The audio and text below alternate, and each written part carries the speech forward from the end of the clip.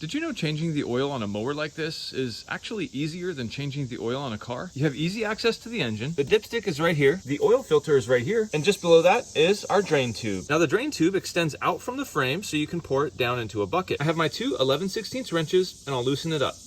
And with that cracked loose, I can simply remove the plug. I'll also loosen up the cap here to allow air in as that oil drains out.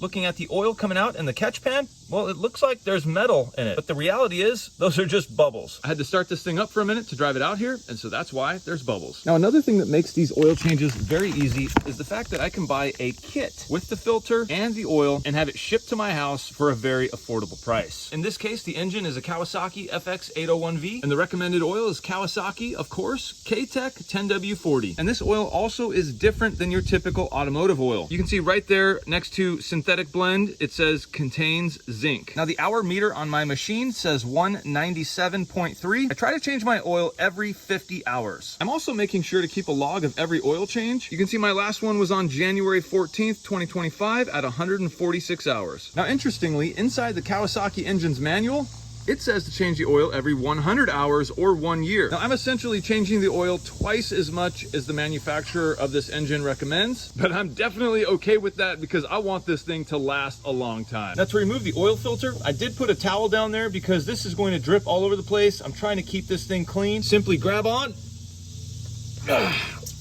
and twist. Try to do it quick so you can tilt it back up. Then you can dump the rest of the oil from the filter back in. Now I do like to get in here and clean the oil filter mating surface just to make sure there's no dirt or grime on that surface. And here is that new filter, again, Kawasaki. And I will put a little bit of clean oil on that gasket. The gasket is lubed and ready to go on. Something like that. Now that we've slowed down to a drip, I'll replace the oil plug.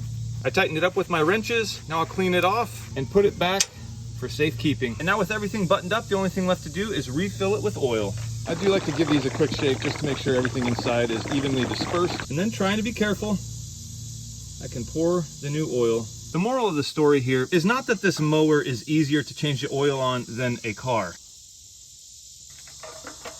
The real moral is no matter what type of machinery, if it takes oil, it needs to be changed on time.